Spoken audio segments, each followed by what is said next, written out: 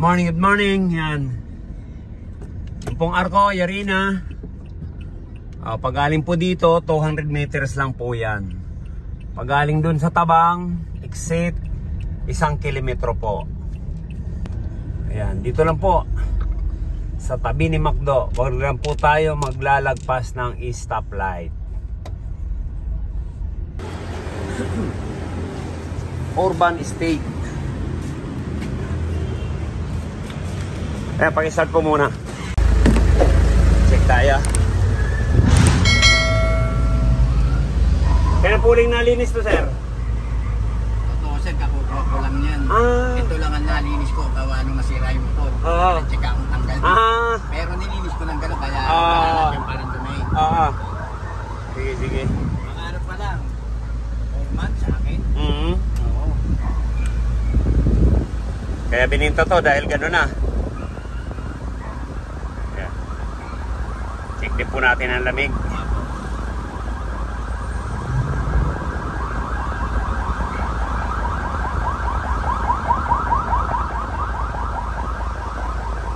Ganito po, pag namomodify natin yan, napakalaking improvement po ang nilalamig.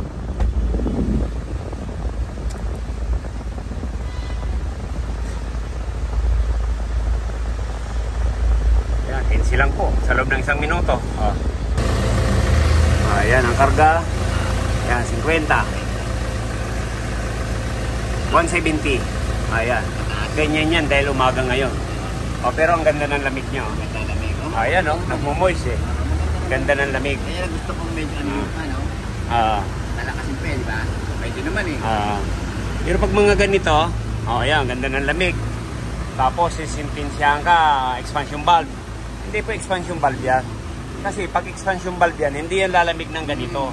Hanapan natin ang ibang sira yan. Saka, ayan filter, bago. Bago talaga yan.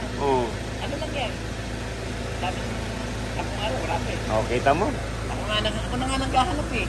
Mag-isa na ako nag-jacket eh. Yan. Mababa na. Bumaba pa.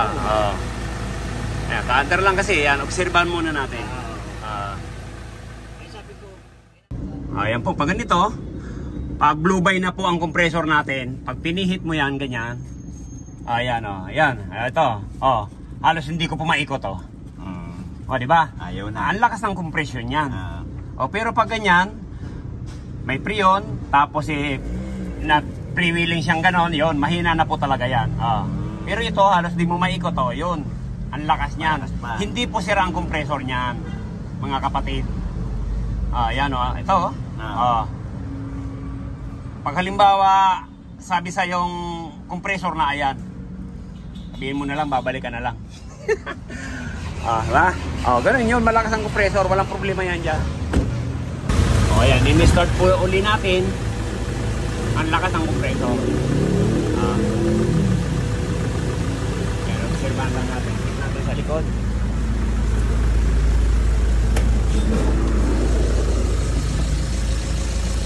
Kamul. Lamig-lamig Kaya lang, talagang mas palalamigin pa natin to. Yan ang dapat. Malamig na, mas pinalamig pa. Ayun. Yan.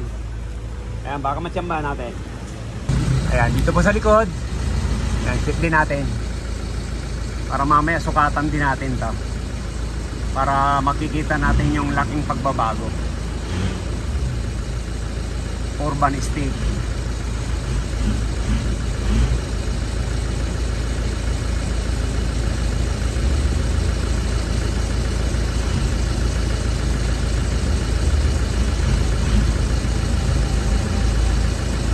Onse.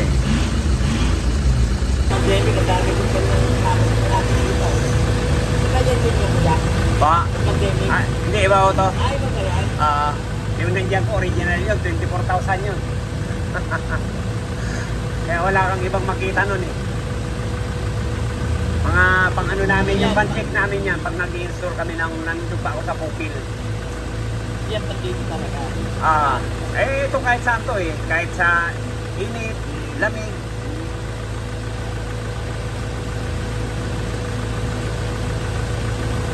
Yan, 40 na lang. 160. Ayan, ito pong condenser. Ayan, ito yung dadagdag natin. Lalagyan natin ng screen para may protection. Okay na rin. Laking protection yan sa bato. Dito sa urban estate.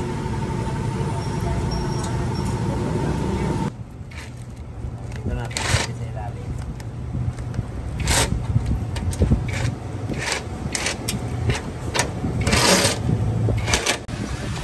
Yan, dito po natin nilagay. Ito yung isang condenser. Sabit mo kasi, compressor daw ang sira nito. Nung hinipo ko, halos hindi ko nga maikot. Kaya ayan. Ito po ang solusyon dyan. Kasi pag mga luma na, talagang hindi na po kinakaya. Kaya kailangan maglagay tayo ng isa. O ayan. Ganun lang po. Yan, kinagamit na natin. Ito na lang isa. Okay.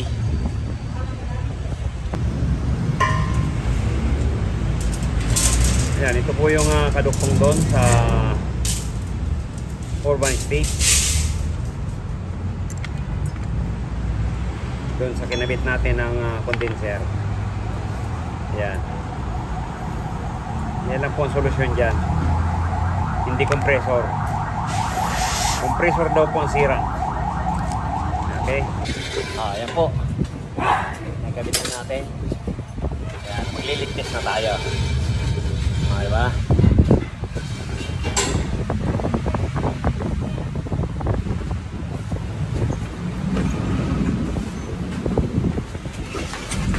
Ayan po. Kasi kanina wala eh, ginawa mo pa, di ba?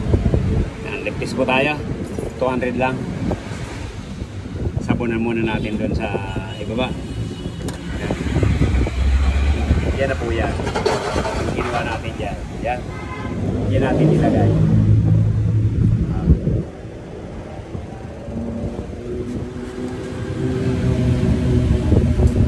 Muna natin. Wala nang singaw, yan, vacuumin natin yan para matapos na ito. So yan, vacuum naman tayo. Saka ang importante yan, pag nag-vacuum tayo, pasipsipin na natin ang langis. Para bago tayo magkarga, yan, may langis na yung compressor. Ayan, ganun lang kadali. Pinasisip-sip lang natin yan. Diba? Ayan, pagkatapos ng vacuum, ang kasunod yan, kakarga na tayo ng refrigerant or freon. Ayan. Sige sir, buhay niyo po. Parehas bukas. Low side, high side. Saka wag po tayo magkakarga. Low side lang. Kailangan laging dalawa. Low side, high side.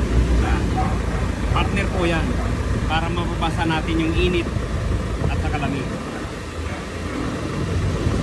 Minsan nga po walang nakalagay na high side yan, nilalagyan pa namin yan.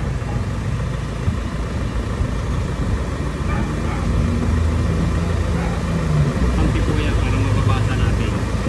Minsan kasi yung karga rito mababa lang, hahabulin natin.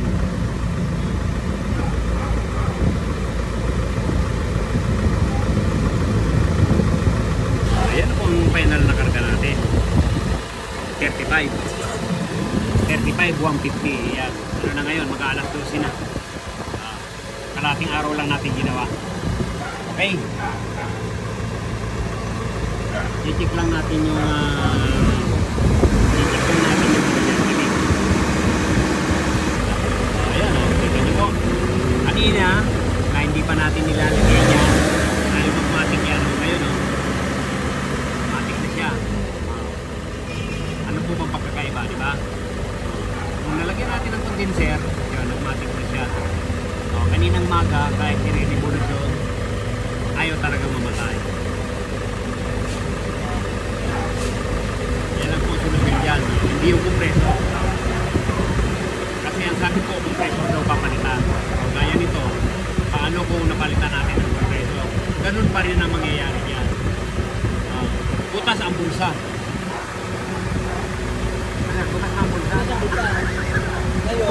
isa. Ngayon wala hold up lang. Pero legal. Yan, ayos. Ayos ang buto-buto. Yan. Check natin ang lamig. Kung ilan. Ayan, check po tayo ng lamig. Nako! Kumasalubong na! Ayan, nagmatik oh. Sagad na thermostat ko niya. Nasa Ha? ilalim thermostat niya. Sagad na. Pero nagmatik.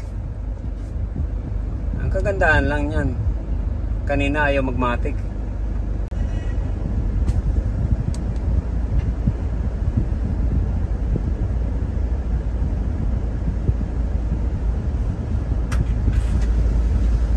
Ito rin yung kanina nasa ilalim.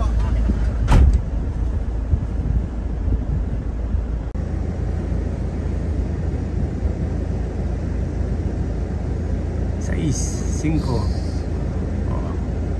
Halos pantay lang.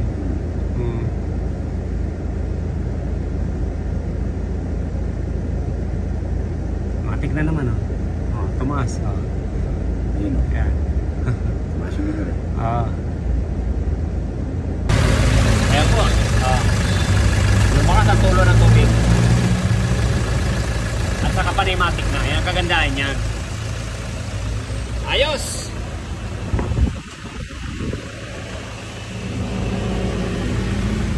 O yan, patay na naman. Okay. Goodbye. Maraming salamat. Yan, kung bago lang po tayo sa ating channel, subscribe naman po, like and share para updated po tayo sa mga bagong video natin. Saka pag ganitong urban, yan, ang sabi nga raw po, compressor ang papalitan. Yan, condenser lang pala. Okay. Kasi pag hindi po nagmamatik yun, malakas po sa diesel at saka humihina po ang lamig niyan. Kaya ngayon, panimatic na siya. Ibig sabihin, mas magandang lamig. Thank you. God bless you all. Shout out natin yung mga Karakeroys. Kahit anda ko man po kayo ng mundo. Bye-bye.